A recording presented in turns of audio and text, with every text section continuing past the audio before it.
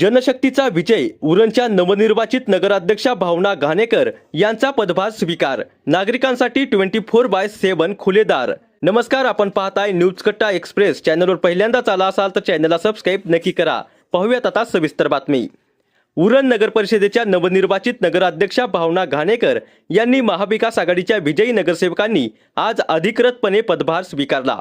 यावेळी बोलताना नगराध्यक्षा भावना घाणेकर यांनी उरणच्या जनतेसाठी आपली भूमिका स्पष्ट करताना सांगितले की आम्ही उरणच्या नागरिकांसाठी 24/7 उपलब्ध राहणार असून मला भेटण्यासाठी कोणत्याही प्रकारची अपॉइंटमेंट घेण्याची आवश्यकता भासणार नाही।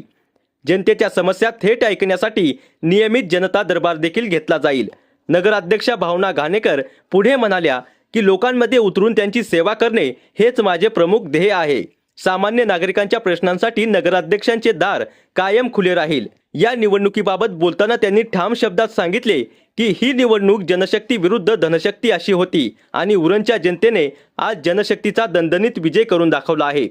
पदभार स्वीकारताना महाविकास आघाडीच्या सर्व नवनिर्वाचित नगरसेवकांनीही उरणच्या विकासासाठी एकत्रितपणे काम करण्याचा निर्धार व्यक्त केला। शहराच्या मूलभूत सुविधा, नागरिकांचे प्रश्न, स्वच्छता, पाणीपुरवठा आणि पारदर्शक प्रशासन या मुद्द्यांवर प्राधान्याने काम केले जाईल असे यावेळी सांगण्यात आले।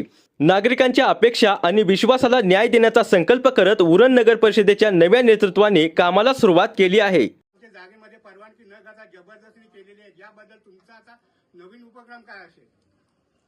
हे बघा, आजच या ठिकाणी या खुर्चीवर मी बसलेलो आहे।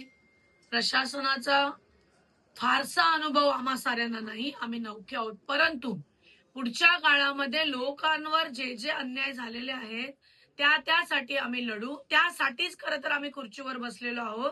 लोकांवर कुठेही अन्याय होऊ देणार नाही, लोकहिताची कामं करू।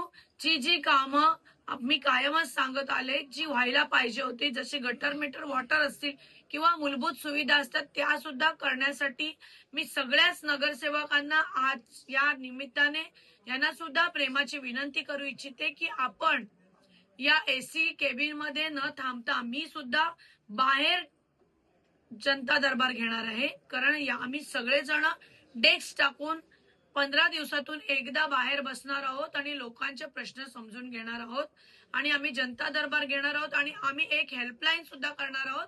24 तासामध्ये वर्किंग डे मध्ये ज्या गोष्टी नगरपालिकेतून त्वरित सुटू शकतात त्या गोष्टी सोडवण्याचा आम्ही प्रयत्न करणार आहोत। न्यूज कट्टा एक्सप्रेस साठी उरण प्रतिनिधी विठ्ठल ममताबादे।